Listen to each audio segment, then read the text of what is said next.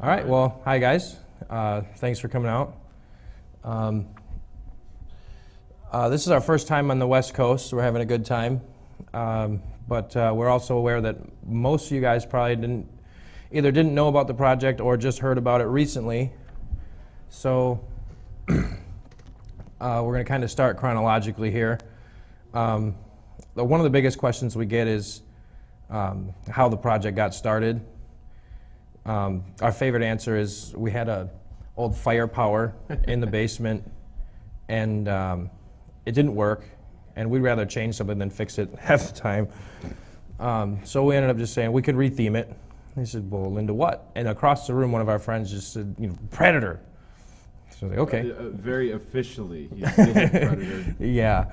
So we went forward with it, and then I met up with Jerry Stellenberg from Multimorphic and Pinball Controllers, and he showed me his P-Rock platform and showed what it could do. And once we understood that we could make not just a silly thing or change it with like Arduino or something like that, we realized we could make a full-featured game. We stepped it up and started putting together something real. And during the course of that, we had a couple emails of people asking us if we could, recreate one for them or if they're going to ever go on sale. And after like the 20th or 30th email about something like that, we ended up kind of pursuing it as a real endeavor. And after a few talks with Fox and a couple other potential suppliers, everything just kind of came and fell in line. And I think it was April of last year. Yeah, it was early April. Yeah, we were able to actually open up the pre-order list, and went on for about 6 months before it was already full. And so now we just keep running around, going all over the country, showing everybody our games, and for the most part, everybody seems to like it quite a bit. I'd also like to add at this point, we do kind of have a tendency to ramble, more me than him. But we try to be as personable as possible. So if you have a question at any time, there'll be time afterwards for questions and stuff. But if you have a question at any time, please feel free to just interrupt and just throw it at us. Yeah, there is a microphone in the main aisle right there. If you have a question, it'd be easier just to go up to the mic, and because they're recording and streaming it, so the people watching it online and stuff, they can hear it too and be clear. So after a while, we had the project rolling at our own pace, which is blistering at sometimes and a dead stall at others, but we had it rolling. We got a lot of people involved in the project, and truth be told, we get away with a lot just because people think it's really cool. I hear that all the time from even major corporations. Even PayPal itself has been extremely helpful with us, mostly based on the fact that everybody we talk to usually starts out the conversation, this call may be monitored for customer service. Okay, this is such a cool project. We love this thing. Pinball is so cool. And Marco Specialties was one of the first guys to really support us. Mark and Paul have been extremely helpful. Terry from Pinball Life has been extremely helpful as well. He let us come check out his warehouse, which I guess is like a super privileged thing. Chris Marquette from Cointaker Amusements, he's supplying all of our lights. He's been really helpful. He gave us a bunch of really cool proto stuff to mess with. He's actually helping us, working with us to design the lighting scheme that's going in the head box of the machine too. We don't currently have it in there, but we are working towards that end goal. Yeah, and if you've ever seen it, you can check out his stuff on YouTube. There's a lot of his custom stuff. Excuse me. He did a custom, I think X-Men was one of my favorites. He did a custom AC/DC back box lighting. So if you've ever seen anything like that, that's something you can expect from what the final Predator will look like. He even helped us design the system to hold our UV floods to make that work and not shine in your face, because that's really discomforting. He figured that out pretty quickly, actually. We figured that out really quickly, too. Who else was there? Matt Reister from Back Alley Creations is he's been a lot of fun. But he's helping us out with a lot of stuff. And he's particularly, I'd like to mention that he doesn't care like what you say on the phone, because it's a really strange conversation when you're trying to be professional and talk about a skinned hanging body and a skull that looks as bloody as possible, and if you can attach a spine, that'd be really nice. Talks like that happened in my life. So he was really receptive of these weird conversations. Oh man, who else? Paul Maletich from Virtual Pin has been extremely helpful also. We just recently signed to have him make all of our cabinets for us. He's extremely well known in the Midwest.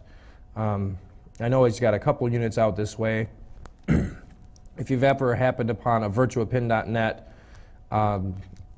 virtual pinball machine, you'll know that they're built to a ridiculous quality standard, and so that's the standard we've set for the Predator machine as well, and even all of our custom goofy stuff we're working on now too. So there's a lot of people involved, more and more every day, and it's nice to know that it's still been fun along the whole trip. We've never really felt cornered, like now we're in business and we have to do things this way. The entire time has really panned out to just be a bunch of like-minded individuals hanging out for the sake of getting out not only the best playing game, but the best looking and the best feeling and the best quality we can get out. But it's never once switched from the fact that we are just a bunch of guys making games for a bunch of guys who like to play games. Yeah, that's I guess, it's easy to lose sight of something like that at times, but it's nice to know that at the end of the day, when we sit down to really blow off steam, it's usually blown off on Predator. It's good because we can keep testing the prototype even after we're done working on it and say, I'm done working on this. What do you want to do? Let's play Predator. Okay. Yeah. It's not even a second thought. And it's nice to know that the game that we've put together, which started out as a hobbyist endeavor, can stand up to the kind of abuse that we can put through it when we're trying to abuse it. We have a small collection of games. Personally, I have, about 6, and he's got a couple. Yeah, I got 3. My mom even has a few, and we beat those games so badly, just because we know we're the ones that fix them. And if our game withstands the amount of abuse that we put, like 8-Ball Deluxe, it's been out for decades, and it can withstand us. So if we can at least meet that quality standard, which we have by far and away, that makes us feel really confident about the game that we're going to be sending out to people's homes and maybe even in a bar or two here or there. Because if it can withstand us, it can withstand bar abuse. It also withstands his children, so that's a big plus. That's a whole different kind of abuse. But that's another thing we get asked a lot is if there's a switch to turn the vulgarity on the game off. And unfortunately, yes, there is a switch. There is a switch you can turn the vulgarity off. To any Predator fan, you know that the rating R is forgiving at best, with hanging skinned people, and the cussing and Hawkins jokes are just classic. So our game actually has levels of vulgarity switching. Most of the... That was my phone. That was your phone. If my wife is watching on the internet, please stop texting me. Hi, honey. Anyways, our game actually comes with different levels of vulgarity switching. A lot of the Easter eggs in the game have... A lot of the Easter eggs in the game are where most of the really, really raunchy things lie. We've had a lot of people play the game and say, it's great, I love it, it says bad words, it's great. And then, there's a particular Easter egg with part of Hawkins' jokes. Mm-hmm. And the same people who say that they just absolutely love the vulgarity will just say, wow, that was way too much. So we have sets, you can remove those, or all of it, or none of it. But the factory setting is, it'll Yeah, cost, factory setting Hawkins is... will be telling his jokes, so Yeah. that's something you have to change because that's the standard setting on it. Yeah. It's rated R, just like the movie. Yeah, my kids play it. They think it's funny. They giggle about it when I'm not around. My wife doesn't like that they play it so much, but they're going to hear it somewhere. It might as well be in a pinball game. Thanks, Thank you, Jim. But yeah, so the whole point of that rant is if you have children, keep them away from this one at the show if you don't like them hearing swearing, but at home you can turn that off. Well, I guess it depends on how you raise your children, too. So. Yeah. I don't have any to raise, so I'm not going to judge or force upon anyone how to raise their children. I watched Predator when I was 3.5, right after my grandma's funeral. So Yeah, and my daughter, she watched it when she was just over 4. It's one of her favorite shows, actually, right next to Beavis and Butthead. And your wife blames you for that. She does, but she'd let him watch Twilight, and that's not good enough. What level is this one set at? What's that, the vulgarity level? Factory. This one's factory. We did, yeah, it is a little muffled in there. There's quite a bit going on. In Chicago, when we first brought our newest prototype in that had a flipper fidelity system in it, we did have to turn a couple things off. Yeah, we got a couple complaints. Yeah, one of the presenters of the show, he brought his really young, I think it was his nephew. He brought him there to play, and he wanted to see the brand new thing and come check this out. And he was making his round around the Marco booth and stuff. Look at all the new stuff and check this one out. This one's new too. And he said, "Why did it just say that?" And he literally looked at me like, he said, "Why have it swear like that?" Like I was, I don't know. I guess it is my fault, but He programmed it, so Yeah. I'm not blaming him. so on the fly, just for him, I turned off a couple of the Easter eggs. Particularly, there's one, if you drain within like a certain amount of time after hitting those center 2 targets, is probably the worst call out in pinball history. And I would really not feel comfortable saying anything of what it is up here. And I'm pretty sure it's on one of our videos on YouTube. If it was you actually really want to look it up. it was actually an accident that it ended up in the video, but after some That was my fault because Yeah. I made a bad shot. It Or good was. shot, depending on your sense of humor. I Yeah, we suppose. actually deliberated over that for about an hour if we were going to let that into the actual video or not. So I think we ended up putting in like a gag reel at the end. And that's where the topic of there needs to be a vulgarity switch in this thing really started coming up. Yep. I was on a roll and yeah, that's what it was. Sorry, guys. That awful call out. It's not only like verbose and just vulgar. It's directed at you like a person. So his poor kid that was with him got the brunt of that.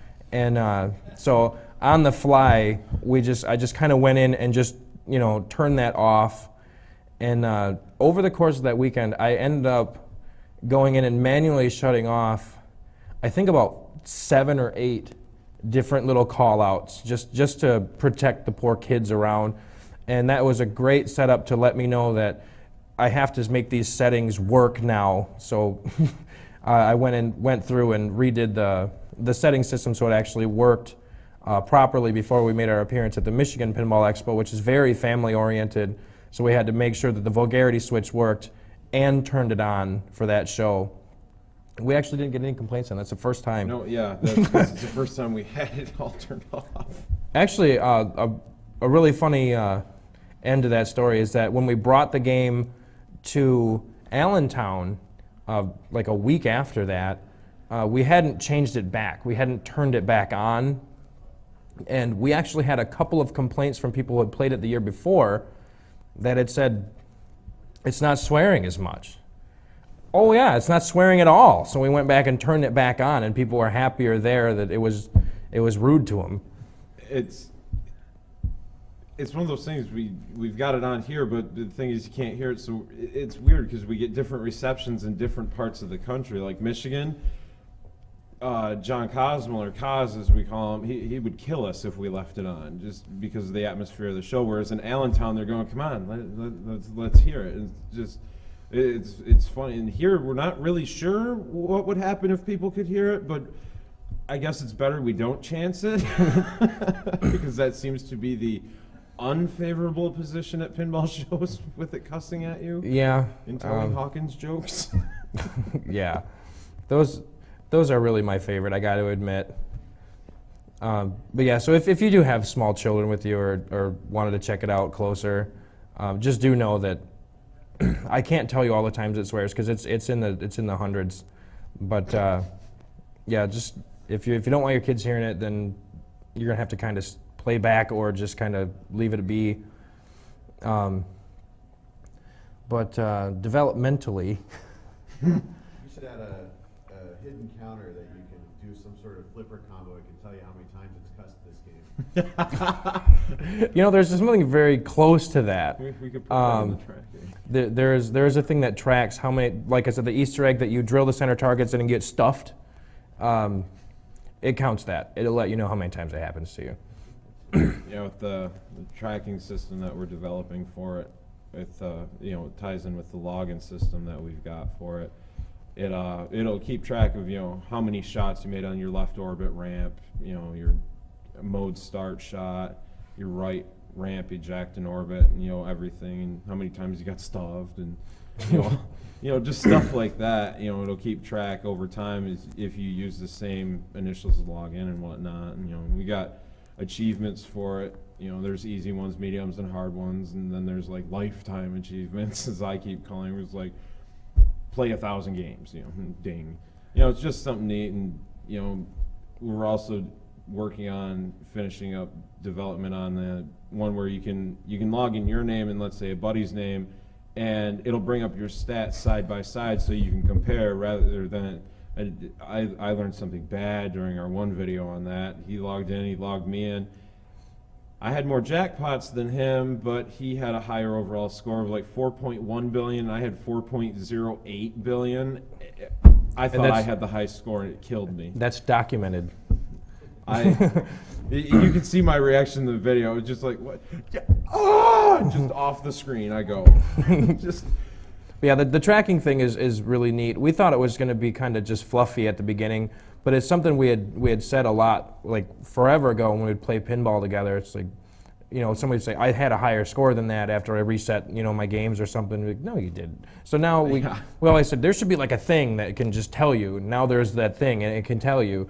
It tracks a ridiculous amount of data. It's almost like it's almost as if your username has its own like audits that you can see, left drains, right drains, center drains, all this stuff you'd expect to see in audits, average ball time and games played. But at the same time, it tracks stuff that's pertinent to you as like a person as opposed to like not quite like an operator. Excuse me. There's, like you said, it counts how many times you hit the left ramp or the right ramp, making shots, but it also keeps track of how many times you've done like wizard mode. It knows how many times you've done the wizard mode. It knows how many times you've done any mode. Or if you can start killing spree, it tracks that. And it uses this information to build towards what we call them wizard points, as the achievements that Aaron had mentioned. I think there's 20 total achievements. Some of them are meant to be gotten, just really quickly. I think there's actually an achievement for making a profile on it, just to kind of show you how it works and see how it ties in, because it doesn't interrupt gameplay at all. It just kind of shows like a little chime thing, and then you continue on, and it will show you more specifically of what it was during your bonus of what you actually had gotten and why you got it. Some of them are extremely simple. Like create a login. Yeah, create a login. There, the achievement points.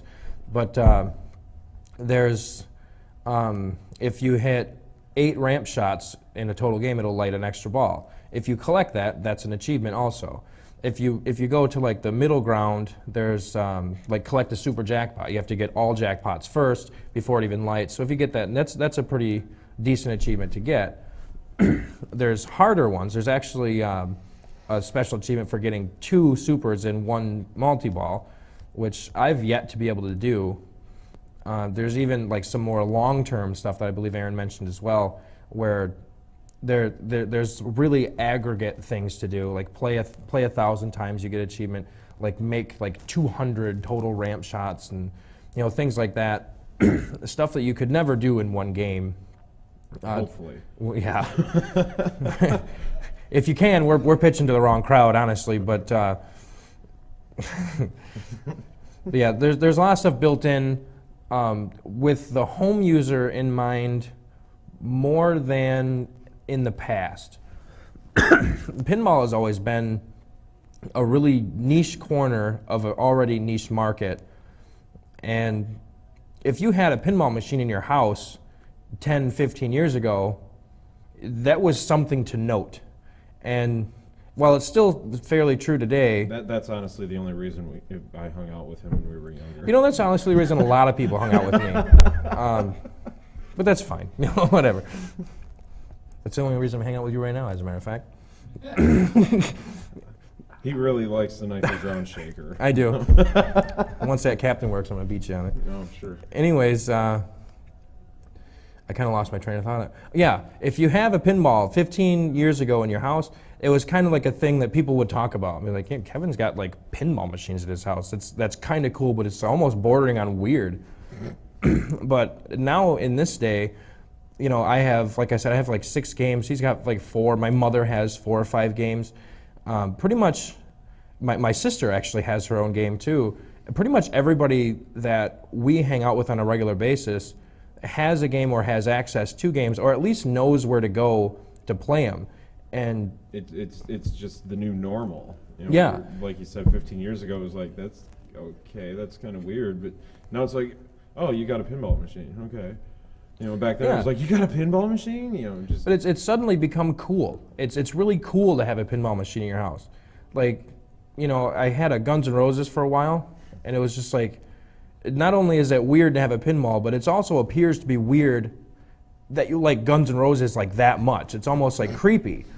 But, I mean, Rolling Stones is out now. I know a lot of people have Rolling Stones. I know a lot of people have AC/DC's doing extremely well. Yeah. And now we have Metallica on the floor that's just, honestly, just killing it. Yeah. And it's cool. You can have a Metallica in your house, and people don't think you're weird because you love Metallica. They don't think you're weird because you have a $5,000 toy in your living room. They just think that is so cool twice. And the Predator is kind of doing the same thing. Predator is just, it's just a cool theme. It's a cool idea.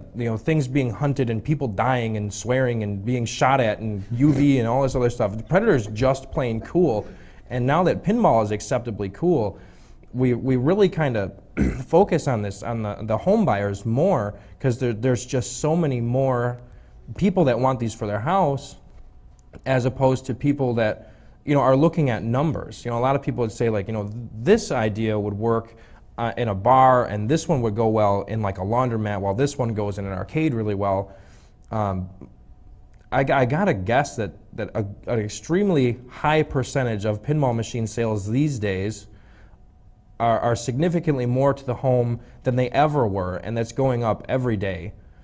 Specifically noting that limited edition games generally get sold out in, like, from what I see, if I try to get a hold of one, like minutes. Like front row tickets to a concert, they're gone. Yeah, and that really speaks to, not only do people want pinball machines now, they want the one that they can show off. They want the one in their house. They'd rather have this one while you can have this one. And I can have the Let There Be Rock, but you can have the Back in Black. And now we got this thing going on where I've got one and you've got one, and we can be doing this thing back and forth as to which one we like better. But it's all happening in our house, as opposed to on location when we spend 50 cents or $1 a play. Now we're so into this, and it's so acceptable that people are willing to drop extreme amounts of hard-earned money to have these cool things in their house. We figured we'd kind of just try and work towards paying that back in the form of at least letting the game remember who you are and reward you for the things you've done. And then at the same time, remember that people do use these things to show off, and just simply allow that. like he was talking about, you can take your login and somebody else's name and put them literally side by side, and you can scroll and everything stays in line. It'll show, you got, 36 jackpots. We're like, well, I got, 24, but I got 2 supers and you only got 1. And that continues down a list it's like 15 pages long. And it just keeps adding to, just the kind of the keeping up with the Joneses mentality that every human is subject to. And it also, at least for me, it really brings up that camaraderie that comes with playing pinball with other people. Just like, dude, this is so cool, check this out. And you're playing it and it's like, oh man, dude, check this out. And then you show them, it's like, oh man, okay, I gotta practice that. And then you can kind of see theoretically where your weak points are, and you can practice those, and then really, beat your friend's ass next time you play him on the machine. Yeah, and if you can see that, if you can put, like, if I was looking at me against Aaron and I saw that he hit, 48 right ramps and I've only got like 22, I know I got to work on that. Like when he goes home, I can practice my right ramping, and maybe next time we play each other, I'll be able to knock that out more, which would lead more to completing jackpots, which would lead more to completing my killing spree prerequisites and making more hunt shots. And perhaps by knowing this data, I can destroy him next time he comes over. And I'd call him out on it. And that's what pinball's all about. Just kind of really fun, chaotic bickering. In a good way. Yeah, in a good way. But you got to be good at something, I like pinball. I'm okay at it. I'm not gonna lie. I like to say I used to be okay at it. He's the guy with all the trophies, though. I was the kid with all the trophies. I haven't had a trophy. Well, I got a couple years ago. Yeah, you got one at the Michigan. Yeah, that's all right. So yeah, I guess I am good at it, but it doesn't show when we play in 2-man tournaments. it doesn't. Because he's the only one who wants a trophy. He doesn't want me to have one. So I think he sandbags. I might. I don't know. If I do, it's not conscious. But that's something that we've actually encountered online. A lot of people have expressed like worry that the Predator might turn out to be too hard for your average player, just because we've had videos of us out. We do play at we compete in A division levels, and we've kind of made that apparent in the programming, but at the same time it's not meant to be a difficult game by skill standards. It's meant to try and meld your thoughts with your skill, because if you get really good at one, like the hardest shot in the game, that doesn't do you any good in this game. It'll be nice when you can add that on top of all your other shots, but if you can be the guy who can hit the right ramp anytime you want, that's not going to make you the best Predator player out there.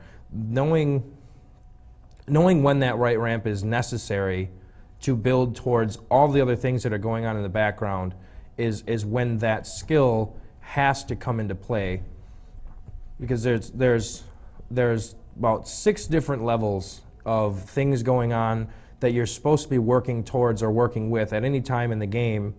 And honestly, as a player, you can outright ignore most of them. You can just be the multi-ball fast play guy, and you can do okay. If you just go for your locks, go for your multi-ball, and do well in multi-ball, you can expect a couple $100 million, reliably each game.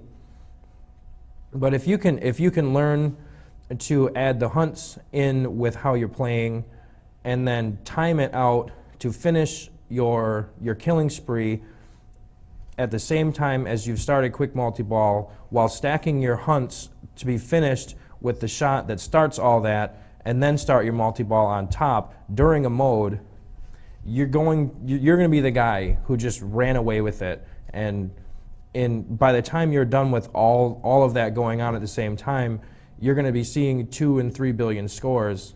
So what he's saying is it's not complicated whatsoever.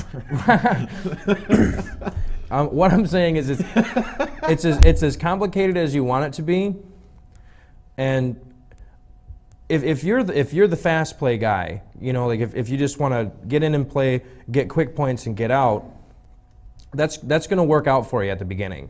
You know, if you were to have one of these in your house, you would be playing, you know, you'd get your multi-ball, you'd see like a 500 million, you'd feel really good. You finally hear the replay crack, everything's going well, and then you really get a hold of that and you feel like you want to push.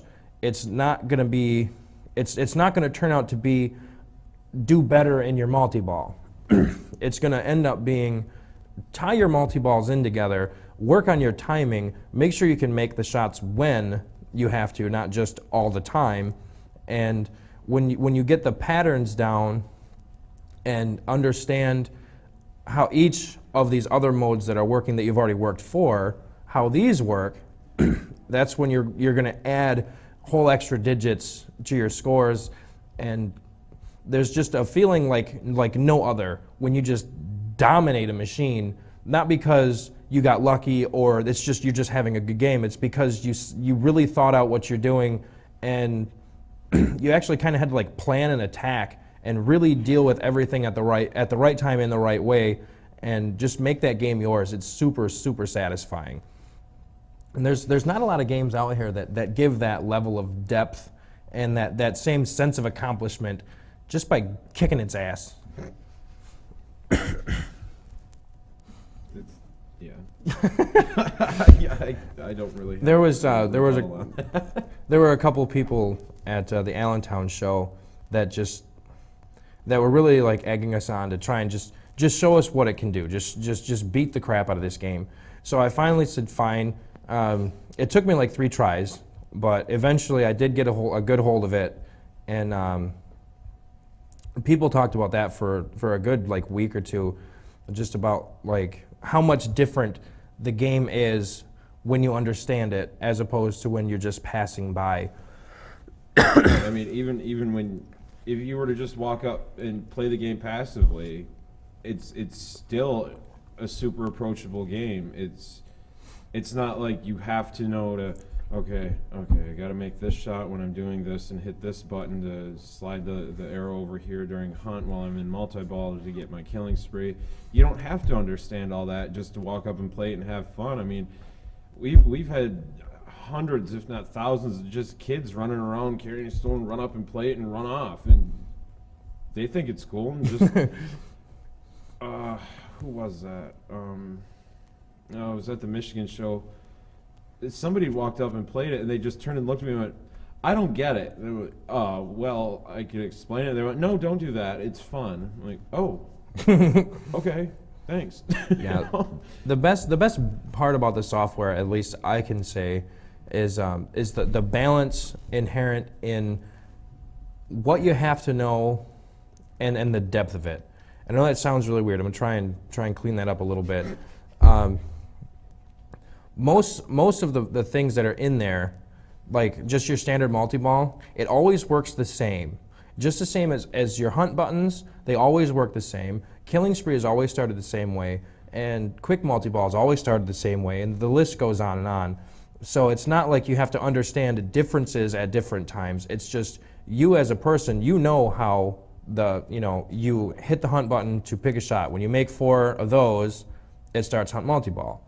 So it always works that way. Even in multi-ball or in your killing spree or anything else, you know that if you've made 3 of those already, you're 1 away from adding that whenever. So you don't throw hunts anymore until you're in multi-ball, and then you got jackpots on the left and you got a shot coming up, add that.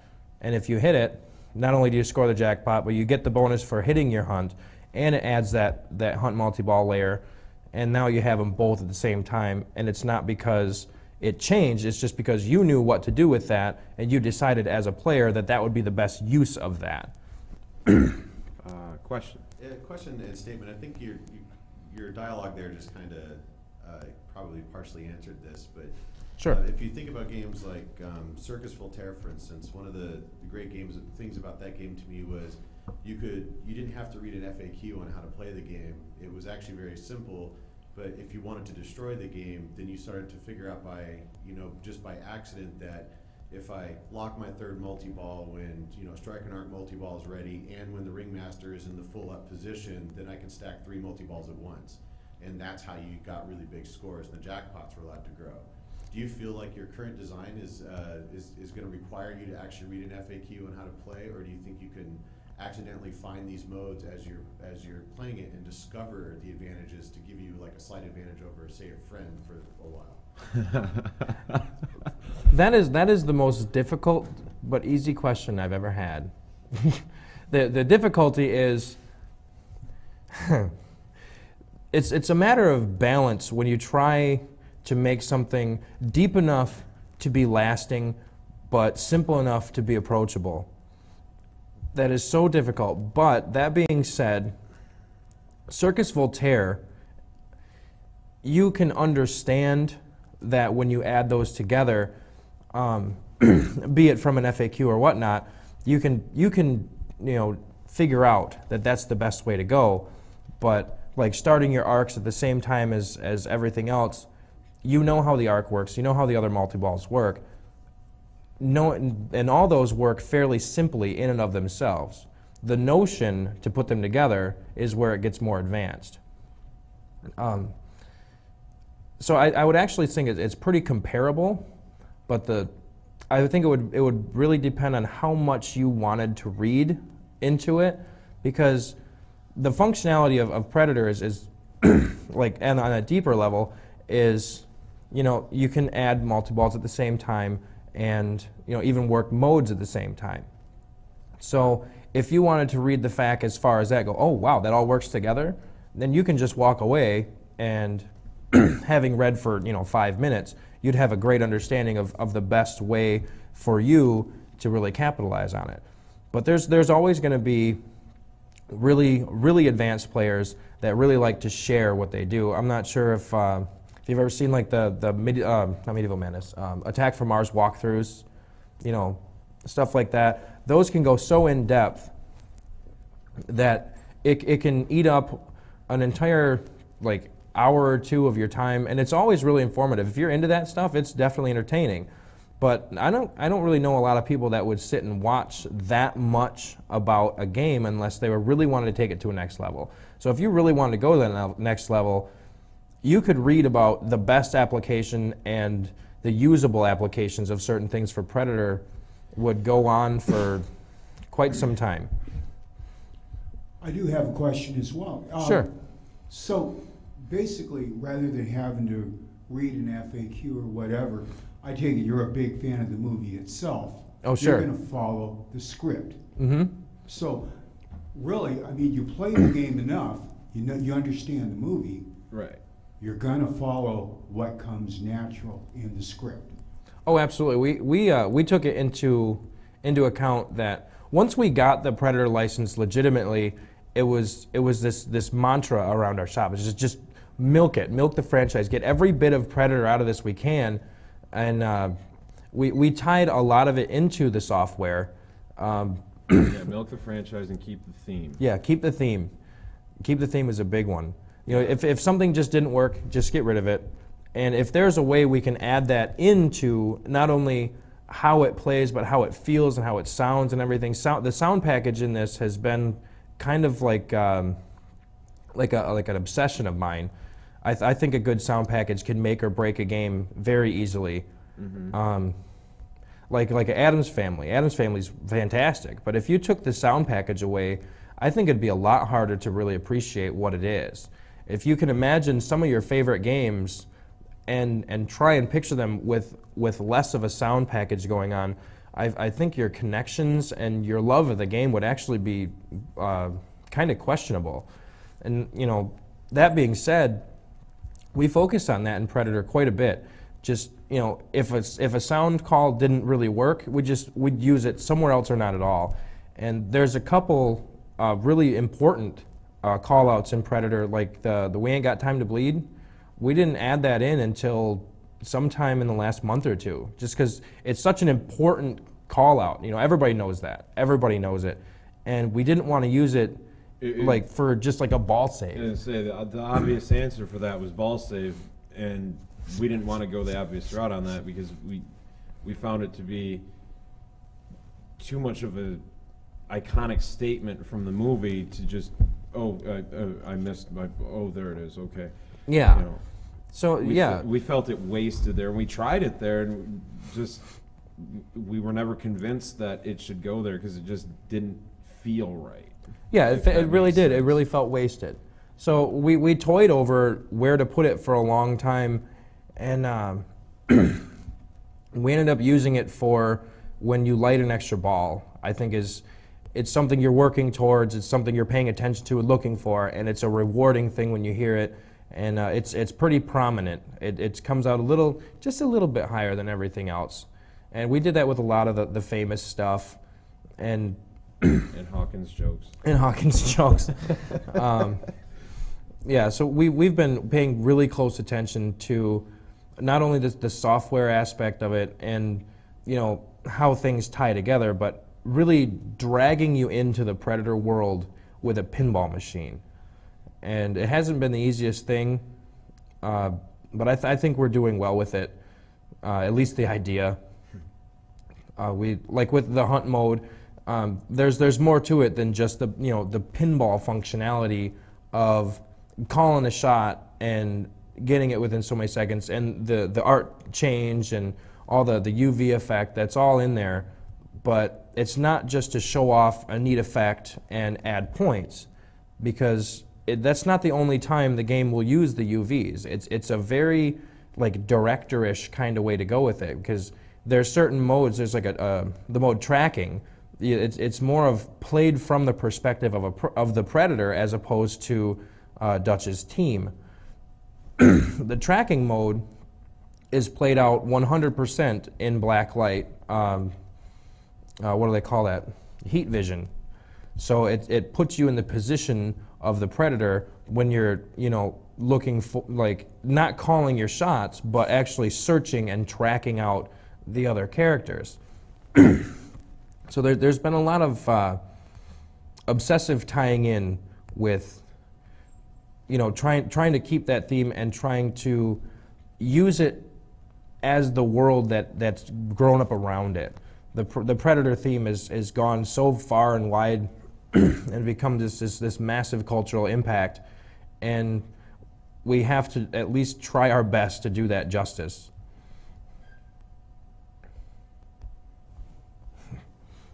Good answer. Oh, I try. He does ramble. I do ramble. I think I mentioned that once. Twice. Yeah. I'm keeping score. Does that mean I'm winning or losing? Get No back to me. comment. Get back to me. So there's... No, I mean, I don't know. Well, I'll just dribble on myself a little bit. Outside of Predator, we did bring another game. I'm sure you guys might have seen it. The duck hunt. The duck hunt is up there. People ask us a lot of questions about that. People ask us, what do we do with our spare time? He blames me for the duck hunt. You blame you for the duck hunt, and it's totally deserved. We had an old Williams Valiant that we picked up from our buddy Jimmy, and we got it home. We're like, awesome. We set it up, and then I pulled off the back box and went, okay, somebody didn't know what they were doing. They just decided to cut all the wires off instead of pull the connections. Yeah, I don't know how much that happens on the West Coast, but that happens in the Midwest kind of a lot. Yeah. And we need to start like one of those like anti-things about like a Mothers Against Drunk Driving kind of thing. Do not chop your lines. Yeah, that's not gonna work. But yeah, it was too far gone to repair. So we sat around for about a week and a half figuring out where all the wires went just to see if the machine worked. It didn't. So that was a good week that I wanted to pull my hair out if I had any. And we just kind of pushed it off to the corner because we didn't know what to do with it after that. And one night he was working on soldering something on Predator, and I was just standing there watching, like I'll do sometimes while he's working. I'll just watch him work, and I still get paid. You get paid the same, yeah. Yeah. And I went, I got an idea. He's like, what's that? I said, let's make a duck hunt. And his answer was a resounding no. I'm like, why not? And he goes, I'm not writing all the code for a duck hunt. I'm not going to try and come up with ramps for that. And I'm staring at him, no, we can retheme the Valiant. Yeah, we can do that. So, like a couple weeks later, it was done. You know, we took out the scoring rails and turned them into a lamp and a switch matrix and wired up all the wires to a keyboard controller and the switches into that, and then we programmed it to do this, and he wrote a flash program for the ducks to fly around and the scores to appear. And honestly, the first time we turned it on, we had a fire extinguisher in our hand. It was important. He was standing at the other end of the garage, and I'm standing there with the fire extinguisher, and right as I hit the power button, I realized he's nowhere near this thing, and my face is right inside of it. And I turned it on, and I jumped back. No smoke, no fire, and the Duck Hunt start music played, and I just looked over at him. You know, I think that worked. I'm like, that doesn't hit happen start. with anything. You know? We can't. And with us, we rarely fix things right on the first try, and the Duck Hunt was all theory. You know, it was when he said, well, we can retheme the Valiant. Sure, of course we can. People do it all the time. It's not like I know how to do that. We're just, sure, okay. And so we just kind of sat around. He was working on, like, you know, art direction and design and stuff like that. And I was just kind of scribbling, like, how we would make this thing work and not have to make the Valiant work first. So I actually still have the notebook. There's a bunch of random scribblings, drawings of old score reels and path to ground connections and where these have to go. And so I just went off of my own scratchy 2 in the morning drawings. And then when we actually wired it up, I wired it up exactly as I had it drawn, and we had the little flash program running at the same time, and you know, he was hovering over, and it powered on and worked as advertised, first try, with just a couple minor things we had to tweak to make it, you know, done and working. And we were left with nothing to do but actually play it, and we played it like all night. yeah. But And then we got yelled at. we did. We but were up till like 8 in the morning playing Duck Hunt. yeah, and that was the week we had. I don't care. I'm single. I can do whatever I want. He's the we- one with the wife and kids. Yeah. My wife is very understanding. She loves what I do, and she puts up with him. And Yeah, that's a big one. It's not easy. He makes it look It's easy. not. It's not. but no, so that's just a gauge of what we do with our spare time. There's a funny little inside story about while we were working on Duck Hunt, he was talking about something that we could do. It was some project, and I said, I don't know, I don't want to get involved in a project that big. And he looked at me like dead in the face and says, you're rewriting Duck Hunt as part of a project. And it just kind of sank in, and I don't remember what project it was, but I agreed to do it after that, you know, bash of logic. And now we have 2, 3, 4, 5. We have 6 custom games in the works. Yeah. One of them is Predator, obviously, and one of them will be our next game that we are working on. Yep. It's not Aliens. Sorry, No, if it's you're not waiting Aliens. for it. If that was your question. We get that a Sorry lot. we answered that. Yeah. You can ask it if you want. Yeah, We can do some that's editing. our number one. You know, what's your next game question is, you know, is it Aliens? And sorry, I gotta kind of turn in my man card here. I've never seen Aliens. And I've tried. Any of them. I've tried Yeah, to he get him has. to watch it, and he won't. Yeah, I don't watch a lot of movies, but I've never seen Aliens, and I know I couldn't do it justice enough to even try. So I'm not gonna just go and act like I know what I'm doing and screw up a bunch of people's love for a franchise that I have nothing to do with. Well, So it's Aliens versus Predator? I can tell you that No. if I was allowed to make an Aliens, the Predator would win. And that's just not right. You can't just declare it, and I would, and that's bad. yeah. So it is not Alien. It is not Alien versus Predator. Predator 2. No. No. No. I We could add another ramp. I don't know. although it would be cool to use the candy line. That was cool. Commando? Commando. That would be pretty sweet, wouldn't it? Really finish out the whole Arnold lineup, you know? Oh, Yeah. man, yeah. Because there's a good section of Arnold stuff that just was never done, and that's kind of criminal. Kindergarten Cop. Not it. No. It's not a tumor. But somehow we have Last Action Hero. Last section. Yeah, I could see what they were thinking. He likes it. I do. He likes that machine. I like the machine. I like the movie. Just it's because they're doofy. It's not because they're awesome and great and cool. It's just the movie is just it's just doofy. I dig that kind of stuff. But yeah, Commando would be cool. And this is what my conversations always devolve to. I'm sorry. If somebody will just talk and I'll talk and just, it'd be cool and it'd be cool. And I will sit around and have it'd be cool conversation until the end of tomorrow when I have to leave. Try him. He will. Yeah, if anybody's got any cool ideas, just throw them at me. And then just plant your feet in cement. You're stuck. Yeah, we have lots of talks about, you know, just we've designed whole games in conversations. While we're working on games, we've designed in a conversation. Mm-hmm. Our life is perpetual, and this is our fault. I like it. I think it's. I like what we do. It's cool to be known as the guys who make games. You know, a lot of that just came up recently on the internet. Like, do you think people are looking at them more because of their duck hunt style stuff, or because of, you know, Predator? My honest answer is that I don't really care. I like that people like what we do, and it's the coolest feeling ever to go like out to, you know, Tacoma. And I hardly know anybody out here, but people can spot me and be like, you're that guy who makes games.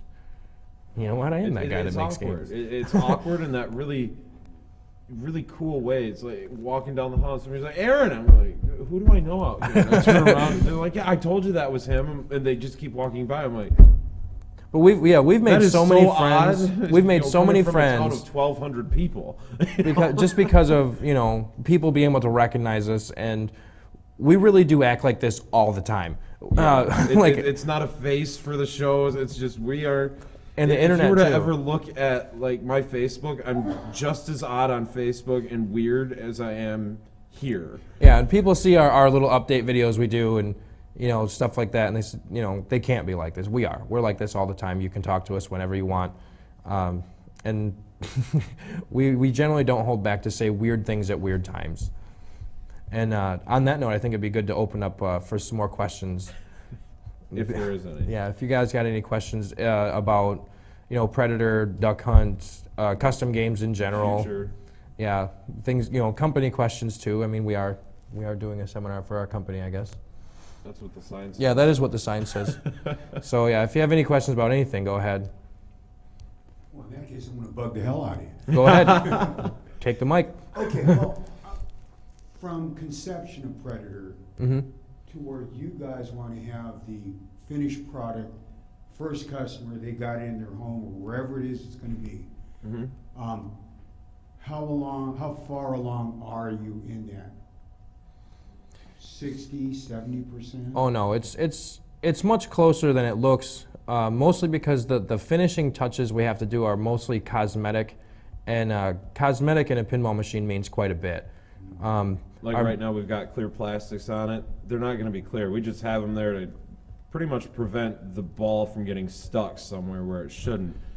And you know, they're going to be printed, you know, with jungle style artwork on it, and they'll be stacked up and they'll be covering certain things, but we're working on the design of them so as not to block any of your shots, so that you have minimum loss of like ball view.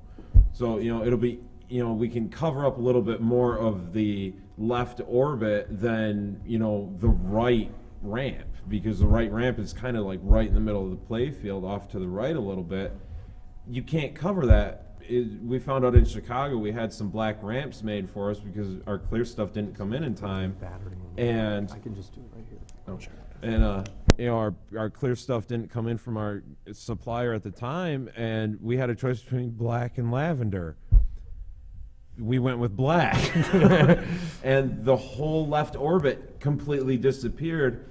I made a mental note to take that into account when designing the plastics for building up the jungle, for the plastics up in the top and off on the left. Okay, I can't block that because it's completely disappeared, and it changed how I was originally planning on building the plastics. And it was an accident that I hadn't even thought about until I saw it and went, I can't even see that orbit, and I know it's there. Yeah, the sad reality is I spend most of my time worrying about gameplay and software, and I get to engineer everything. Yeah, and he spends a good amount of his time working on, you know, the aesthetics. Aesthetics that I wouldn't notice. You know, I did obviously notice that with the black ramp you couldn't see that orbit, but I'm not sure how much, you know, can cover with plastic or whatnot.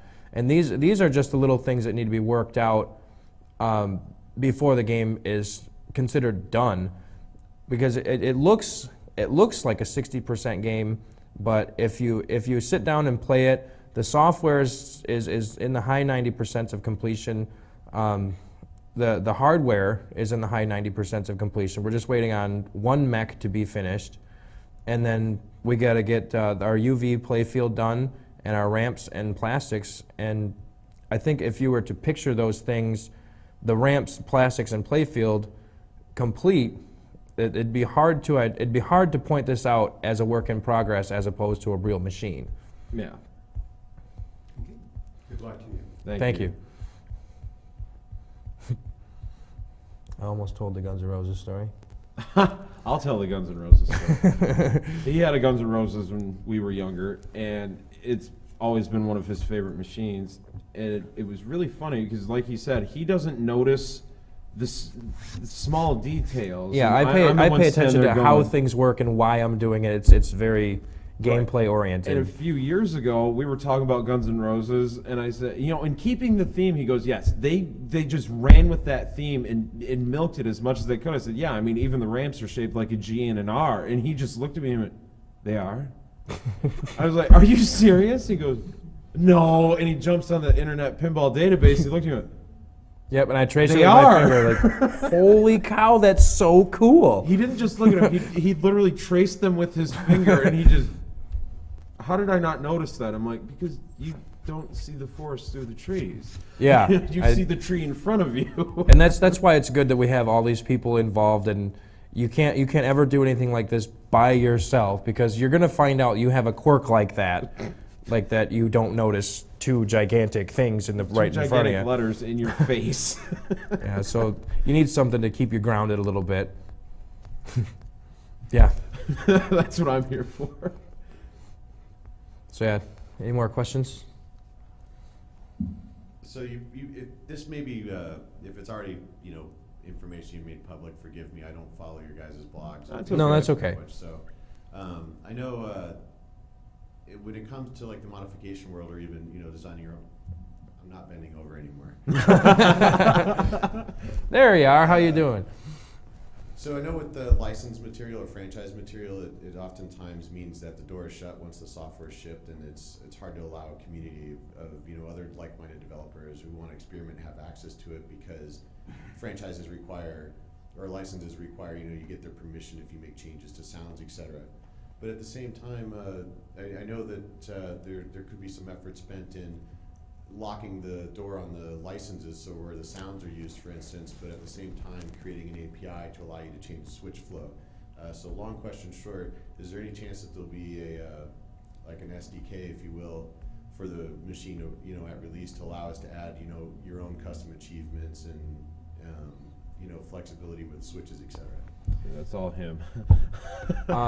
The easiest answer to that is this will be the most open source game ever. The game is built on the P-Rock hardware and uses a slightly modified PyProc game framework, if anybody follows that. What this means is the game handles certain things by calling to different scripts and compiling them on the fly. I don't want to get too programmy, but what that means is that all these things, all the modes and all the sound callouts and all everything that's in this game is called to in scripts that you as a human being can read and alter. You would have to have some programming knowledge. I mean, it's not terribly difficult, but with some programming knowledge and operating system knowledge to know where things are put and where they're called and how to call them, you could 100% change this game to your liking, not only by adding mods and cool stuff on the playfield, but you can make your own lamp shows, and you can make your own, you can even put your own voice into it. We were really reluctant to answer the question that way for a while, just because of the fact that you're dealing with potentially lethal voltage and very expensive things that can be destroyed if you do it wrong. But at the end of the day, the software is shipped on a micro SD card that you can change for a software update. Like if we decided to release a software update, it wouldn't come, you know, as a new chip or some kind of flash material or anything. That it would just be a new micro SD card that just shows up at your house, and you just switch it and turn the game on, and it's done. So once people see that that's an SD card, the curiosity will get the best of them when they put it in their Windows-based computer or Linux, or I think even Mac will read this properly, and just see that everything's just there. So, yeah, it's not a compiled exe or anything like that. It's just a series of scripts that's called to back and forth. So if you decided, you know, you wanted to make your game like a 16-ball game, you just find where it says number of balls and you just change it to 16, and then you're good to go. If you want to make it so it had hardware for 16 balls, that's on you too. But good luck with that. Let me know how it goes. But again, short answer for a long question, you'll be able to change anything you want as long as you know what you're doing, and if it breaks, I didn't do it. Is there's any other questions? And yeah. yes, Paul, we did mention you. Hi, Paul. I saw you walk in. Just Actually, for you. they recorded it just for you, so you can go back and watch it later. Yeah, and now you're the star. Paul from Marco, everyone. Yeah.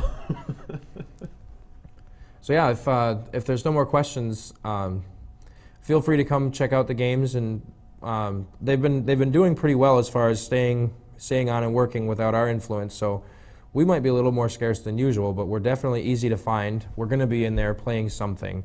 If you just want to chat about, you know, Predator, Duck Hunt, custom games, pretty much anything that we do or anything you want to talk about, we're out there.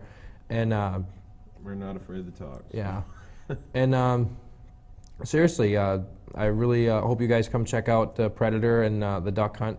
We're kind of in the middle of the whole place, right in a row there, right across from the Classics tournament. There has been quite a few lines for Predator, but you know, I hope you guys stick it out and give it a shot, at least, you know, see what it's all about. And if you want to ask me how it works in depth, I'll be more than happy to talk, you know, goofy pinball strat all day. Yeah, when it comes to programming, just to let you know, if you have any questions about codes, he's the guy. Yeah, that'd be me. I'm the software questions guy. about how any of the stuff is built out in the playfield, me. Yeah. So anyways, thanks everybody for coming out. I hope you enjoy our game. I hope you enjoy the show. Big thanks to everybody here for having us. Yeah. And yeah, it's been a really great show. I really like it out here. Yeah, I'm super glad we came. So. Thanks everybody. Thanks, and see you upstairs. Hope to see you upstairs. Oh yeah, I got my pop right here. Yeah, I know. Grab your cup there. Oh, that's cool. Does that whole system just run on like just triggered events, so he's just looping and he's looking for events every time? Yeah, Monkey knows something good. I'm a software programmer. Oh, good. Okay. Oh, he's your man. Yeah, you're like, hey, see you later. But I gotta get this mic up.